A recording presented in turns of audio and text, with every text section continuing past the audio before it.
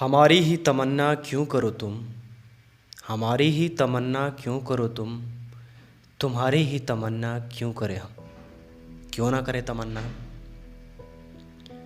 नमस्कार, सुप्रभात। Assistant professor महिला कॉलेज चाईबासा से आज इस रश्मि रथी चैनल में आप सभी का स्वागत करता हूँ। जैसा कि हम जानते हैं कि पिछले क्लास में हमने विजुअल आर्ट के बारे में पढ़ा। आज परफॉर्मिंग आर्ट्स के अंतर्गत उसके 3 यूनिट्स हैं, डांस, ड्रामा और म्यूज़िक। इस 3 यूनिट में से फर्स्ट यूनिट यानी डांस आज पढ़ेंगे। सामान्यतः अगर कहा जाए कि नृत्य क्या है, तो हम कह सकते हैं कि अपने हृदय वेग को सर्वथा अंग प्रत्यंग के माध्यम से जो कला दिखाते हैं उसे नृत्य कहते हैं। दूसरे शब्दों में अगर कहा जाए कि dance are a mechanical expression of human sentiments, या ऐसा भी कह सकते हैं कि फिजिकल एक्सप्रेशन को ह्यूमन बॉडी के थ्रू विद म्यूजिकल ट्यून के साथ जब एक्सप्रेस करते हैं तो उसे डांस कहते हैं। ऐसे सभी आर्ट्स का जो जननी है, माता है, डांस को कहा गया है। Dance are known as the mother of all arts. अब हम इसके कुछ ओरिजिन की बात करें तो इसके ओरिजिन्स के अलग अलग कंटेक्स्ट हैं। सबसे पहले हम भरत मुनि का नाट्य शास्त्र के बारे में चर्चा करते हैं। पिछले क्लास में मैंने आपको बताया कि भरत मुनि ने नाट्य शास्त्र की रचना की, जिसे पंचम वेद कहा जाता है। उसमें से टोटल 36 अध्याय हैं, जिसमें से 9वें अध्याय में उन्होंने 64 प्रकार के हाथ की मुद्राएं के बारे में शिक्षा देते हैं। अब कहेंगे हाथ की मुद्राएं क्यों ज़रूरी है, तो कहते हैं हाथ की मुद्राएं, एक मुद्राएं मतलब 24 मुद्राएं होती है, फिर 13 मुद्राएं, फिर 27 मुद्राएं, और कहीं कहीं अंगुली संचालन के 10 प्रकार और 4 प्रकार, ऐसा संयुक्त, युक्त और असंयुक्त के बारे में डिफाइन किया गया है। इसमें से अगर हम सामान्य शब्दों में समझें तो जब हम क्लासिकल या फोक फॉर्म डांस करते हैं तो उस डांस फॉर्म में जो बॉडी का कुछ पोस्चर्स होते हैं, उस पोस्चर्स को हम लोग मुद्राज कहते हैं, जिसमें से अलग अलग संयुक्त मुद्रा हुआ। जैसे संयुक्त मुद्रा कह सकते हैं, दोनों हाथ पताका बनाकर एक दूसरे से जोड़कर अंजलि हस्त देते हैं। ये देवता, गुरु, मित्र अभिवादन के लिए इस मुद्रा का प्रयोग किया जाता है। और आगे हम बात करें, जैसे टोटल असंयुक्त 24 मुद्राएं हैं, संयुक्त 13 मुद्राएं हैं और नित हस्त की 24 मुद्राएं हैं। अब हम थोड़े से बात करते हैं अभिनय दर्पण की। तो कहा जाता है, एक ऐसा बुक है जो नंदिकेश्वर के द्वारा डिस्क्राइब किया गया है, लिखा गया है। इसमें कहते हैं कि डांस के पोस्चर्स के बारे में डिफाइन किया गया है, जिसमें 28 पोस्चर जो होते हैं, असंयुक्त हस्ता और 24 पोस्चर संयुक्त हस्ता के बारे में इसमें डिफाइन किया गया है, और मुद्राज, भंगाज के बारे में चर्चा किया गया। अब इसमें से कुछ टॉपिक आते हैं, 3 टर्म आते हैं इसमें से। एक नृत्य, दूसरा नृत्य और तीसरा नाट्य। नृत्य क्या है इसको हम समझेंगे। ये प्योर डांस स्टेप फॉर्म्स हैं, यानी नृत्य जो है वो प्योर डांस स्टेप है विद रिदम। जब परफॉर्म किया जाता है उसे नृत्य कहते हैं। नृत्य किसे कहते हैं, तो टू द सॉन्ग, जब डांस करने में जो नीड होती है सॉन्ग का, वो नृत्य कहलाता है। और नाट्य कहलाता है जब ड्रामेटिक रिप्रेजेंटेशन कोई करते हैं, ड्रामेटिक जब परफॉर्मेंस करते हैं विद स्पीच, म्यूजिक और डांस, ये तीनों जब इंक्लूड होता है उसे नाट्य कहते हैं। अब हम बात करते हैं और भी अलग अलग कंटेक्स्ट हैं इसके ओरिजिन के। ऐसे सामान्यतः विश्व में नृत्य सर्वाधिक प्रचलित है, ये तो हम सभी जानते हैं। ये दिखने में चित्ताकर्षक, सौंदर्यपूर्ण, माधुर्यपूर्ण कला माना जाता है, जो कि नृत्य कला के अगर स्वरूप कहा जाए तो बहुत पुराने एविडेंस जैसे भीमबेटका, बाग, लौकियादियर, ये प्री हिस्टोरिक प्लेस जो हैं वहाँ पे भी आपको मिल जाएंगे इसके छाप, इसके निशान डांस के। अगर आप हड़प्पा सभ्यता की बात करें, मोहनजोदारो की बात करें, वहाँ भी ब्रॉन्ज के मेटल में भी डांस फॉर्म के पिक्चर्स, वो कुछ तस्वीर मिले हैं। वेदास की बात करें, पुराण की बात करें, और अगर हम वात्स्यायन की बात करें जिन्होंने कामसूत्र लिखा है, जिसमें से 64 कला में से डांस को भी एक कला माना है उन्होंने। अब कहते हैं उसके भी दो ग्रुप हो जाते हैं अगर नाट्यशास्त्र के माने तो डांस के, एक मार्गी और एक देशी। अब कहेंगे मार्गी और देशी क्या है, तो मार्गी प्रिंसिपल एंड डिसिप्लिन्स, जब एक क्रमबद्ध शैली तरीके से कोई नृत्य किया जाता है वो मार्गी हुआ, और जब उसमें रूल्स नॉर्म्स कुछ फिक्स नहीं हो, प्रिंसिपल्स कुछ ज़्यादा स्ट्रिक्ट नहीं हो, फ्रीली हो, तब उसे कहते हैं देशी।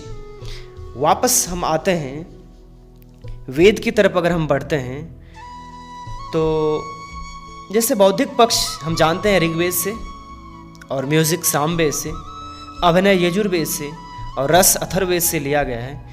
इसी आधार पर जब भरत मुनि ने नाट्यशास्त्र की रचना की तो उसमें से मनुष्य की आपसी संबंध के लिए, आपसी प्रेम के लिए नृत्य को जन्म दिया है। अब नृत्य की मूलभूत पक्ष को हम जाने तो अगर शास्त्रीय पक्ष इसके जाने तो दो पक्ष हैं, एक है तांडव और दूसरा है लास्य। पौराणिक कथाओं की अगर बात माने हम तो शिव और पार्वती के नृत्य को ही तांडव और लास्य कहा जाता है। शिव यानी मेल डांस जो हुआ वो तांडव कहलाया शिव, यानी रौद्र रूप कहलाया तांडव, और सॉफ्टनेस, कोमल, ब्यूटीनेस वो हुआ लास्य यानी फीमेल। अब इसमें से ताल शब्द की उत्पत्ति हुई। कहा जाता है कि शिव के शिष्य थे महर्षि तंडु। अगर हम बात माने, पौराणिक की बात माने तो कहा जाता है शिव के शिष्य थे महर्षि तंडु, जिन्होंने नृत्य की इस परंपरागत शैली को क्रमबद्ध, शैलीबद्ध तरीके से जनरेशन वाइज इसको आगे बढ़ाया। अगर हम पंडित शारदा तनय की बात माने तो वो भी कहते हैं लास्यांग्यास और तांडवास दो श्रेणी में नृत्य को विभाजित किया जाता है। अगर हम महेश्वर महापात्र की बात माने, उन्होंने अभिनय चंद्रिका बुक लिखा है, और जादूनाथ सिंह की बात करें उन्होंने अभिनय प्रकाश लिखा है। उसमें से भी वो सब भी यही मानते हैं, रिसर्च स्कॉलर जो हैं वो भी मानते हैं कि नृत्य की उत्पत्ति नटराजन से हुई, मतलब शिव से हुई। कालांतर में अगर हम देखें तो मंदिरों में, प्रांगणों में होने वाले भरतनाट्यम, ओडिसी सबसे पुराने नृत्यों में से एक नृत्य है। चाहे वो कथकली हो, चाहे वो कुचिपुड़ी हो, चाहे मणिपुरी हो, या और भी लोक संगीत, लोक नृत्य की अलग अलग परंपराएं हों। शिलालेख पे भी कहीं ना कहीं तांडव नृत्य के स्वरूप मिल जाते हैं, उसके चिन्ह मिल जाते हैं। तांडव या तांडवा नृत्य का ये एक दैवीय नृत्य है जिसे हम हिंदू देवताओं में शिव के द्वारा किया गया नृत्य। अगर हिंदू धर्म को माने तो तांडव या तांडव नृत्य कहते हैं, या लास्यांग्यास जो नृत्य है ये हिंदू देवताओं के द्वारा किया गया एक शक्तिशाली और परंपरागत नृत्य है। अब इसके तांडव नृत्य के भी अलग अलग रूप हैं। ऐसे इस नृत्य को समेटना 10 मिनट 20 मिनट में मेरे लिए ही ये नामुमकिन है, बहुत ही मुश्किल काम है मेरे लिए कि इतने कम समय में आपको समझाऊं। जैसे सब्जेक्ट इस जैसे सब्जेक्ट पे लोग 3-3 साल मास्टर करते हैं और मैं मात्र एक क्लास में इसे समेट दूं, ये बहुत मेरे लिए मुश्किल हो रहा है। फिर भी मैं इसे ब्रीफ कर थोड़ा सा बस इन्फॉर्मेशन आपको दे रहा हूँ कि डांस के, तांडव डांस के भी अलग अलग कैटेगरीज हैं, जिसमें से 7 स्वरूप हैं। आनंद तांडव, संध्या तांडव, कालिका तांडव, त्रिपुरा तांडव, गौरी तांडव, संहार तांडव और उमा तांडव। शिव को माने तो 2 अवस्थाओं में हमेशा विश्वास करते हैं। एक तांडव में और दूसरा लास में। हर कोई शिव के नटराज रूप से वाकिफ होगा, सब कोई जानते हैं डांस के गॉड नटराजन। और नटराजन किनका नाम है? तो शिव का नाम है। नटराजन नृत्य के उन्नायक हैं, निर्माता हैं, जीवनदाता हैं। धर्मशास्त्र के अकॉर्डिंग, शिव के अकॉर्डिंग माने तो नृत्य के सबसे दैवीय कला के इस स्वरूप में सबसे अग्रणी शिव और पार्वती को माना जाता है। अब कहें लास के भी 2 प्रकार हैं, जैसे हमने पीछे तांडव के 7 प्रकार, लास के 2 प्रकार हैं, एक जरिता लास, दूसरा युवक लास। समय के साथ धीरे धीरे इसमें परिवर्तन होता गया। प्राचीन समय में जो नृत्य अधिकतर नृत्य जो होते हैं या होते थे वो अधिकतर महिला कलाकारों के द्वारा परफॉर्म किया जाता था, जिसे देवदासी नृत्य के नाम से हम जानते हैं। बाद में इसे ही अपग्रेड होकर हमने भरतनाट्यम के नाम से, कृष्णाट्यम, दास्याट्यम के अलग अलग नामों से हम जानते हैं। देवी दासी कहा जाता है। ये मुख्यतः मंदिर के प्रांगण में नृत्य करती थी। ये देवदासी जो होती थी वो संपूर्ण कलाकार होती थी, जिसमें गायन, वादन और नृत्य तीनों में निपुण होते थे। साथ ही साथ प्राकृत और आर्य दोनों भाषाओं में, अपने रीजनल लैंग्वेज के साथ साथ संस्कृत भाषाओं में भी पारंगत होते थे। लेकिन समय के साथ ये परंपरा बढ़ती रही और कुछ सालों बाद जाके ये परंपरा दम तोड़ देती है। समाज की कुछ व्यवस्था इसे ठीक ढंग से नहीं चला पाई इसे, और देवदासी जो नृत्य परंपरा है वो धूमिल हो जाती है। कालांतर कुछ समय बाद ये नृत्य कला राज दरबारों में पहुंच जाता है और पुनः देवदासियों के संपूर्ण कलाकार को एक पुनर्जागरण मिलता है, एक संजीवनी बूटी मिलता है। और 19वीं शताब्दी के पूर्वार्ध में यह नृत्य पुनः शक्तिशाली हो जाता है। यह शक्तिशाली होने में साउथ के मद्रास के 4 भाइयों का नाम सर्च करने पे आता है।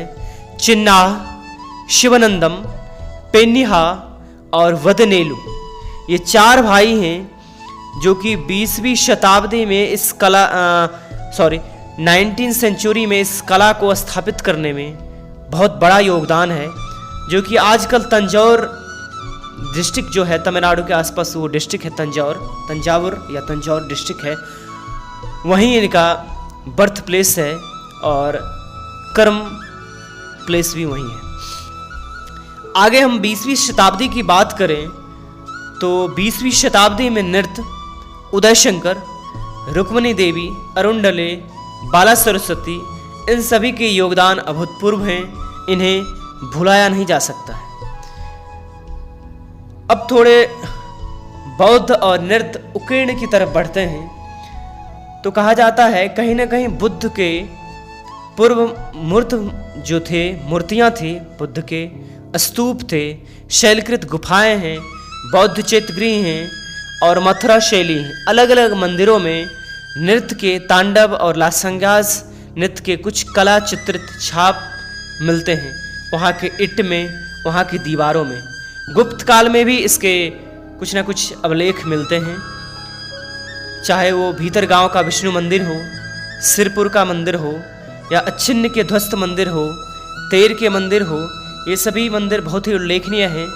साउथ की बात करें तो बहुत सारे मंदिर हैं, जैसे भुवनेश्वर मंदिर हैं, मध्य भारत में खजुराहो मंदिर हैं जो कि प्रमुख हैं, और पश्चिम में बात करें भारत में माउंट आबू के जैन मंदिर हैं जिसमें नृत्य के चित्रांकन हैं प्रसिद्ध शैली में। वहाँ के कुछ अवशेष चित्रित मिल जाएंगे आपको। और ओवरऑल हम कहें तो नाट्यशास्त्र नृत्य का तो जनक है ही, जिसके सारे निर्दिष्ट, सारे रूल रेगुलेशन, सारे फॉर्मेट नाट्यशास्त्र में चिन्हित है। नृत्य में कुछ पोस्चर्स हैं, वो पोस्चर्स समझना ज़रूरी है, जिसमें 108 कर्ण मतलब अलग अलग मुद्राज हैं। अगर हम तंजावुर के भगवान शिव के बात माने तो कहा जाता है कि चोल लोग जो अडवल्लन कहते थे। अडवल्लन का अर्थ होता है अच्छा नर्तक, और अच्छा नर्तक वो शिव के नटराजन स्वरूप को मानते थे, जिनके मूर्ति आज भी अंकित हैं साउथ में, उस मूर्ति को ही मानते थे। भारत में नृत्य कला सदैव से ही रहा। नृत्य कला के साथ साथ मूर्ति कला, स्थापत्य कला, कर्मकांड कला, ये सारे कलास हमेशा विद्यमान रहे। मंदिरों में के साथ साथ नाच शास्त्रों में भी कर्ण की चर्चा बड़े ही अच्छे ढंग से चित्रित किया गया है। एक एक डांस में एक एक फुट, कैसे पैर बढ़ेंगे, कैसे हाथ के पोस्चर्स कैसे होंगे, उनकी उंगली कैसी होगी, उनके अंगूठे, उनके तर्जनी, मध्यमा, कनिष्ठ उंगली के पोस्चर कैसे होंगे, अलग अलग शब्द पे कैसे कैसे पोस्चर होंगे, इस सारे हाथ के कलाई, उसके संचालन, उसकी अलग अलग विधियों का विधान, एक एक चीज का डिफाइन नाच शास्त्र में किया गया है।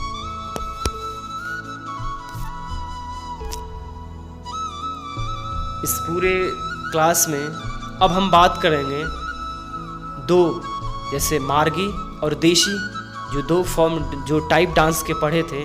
यहाँ अगर हम मॉडर्न में बात करें या पौराणिक बात करें वेद के अकॉर्डिंग, तो कहते हैं क्लासिकल और फोक। तो क्लासिकल में अब हम पढ़ेंगे, क्लासिकल नृत्य शैली में, शास्त्रीय नृत्य शैली में 8 हैं, जो CCRT भी मान्यता दी, संगीत नाटक अकादमी, भारतीय कल्चर एंड संस्कृति मिनिस्ट्री है, वो भी इसे अप्रूवल की है, जिसमें भरतनाट्यम, कुचिपुड़ी, ओडिसी, कथकली, मोहिनीअट्टम, मणिपुरी, कथक, शास्त्रीय नृत्य, इन सभी डांस फॉर्मों में अगले क्लास में हम आपके साथ रूबरू होंगे भरतनाट्यम डांस के साथ, जो कि ये एक क्लासिकल फॉर्म है।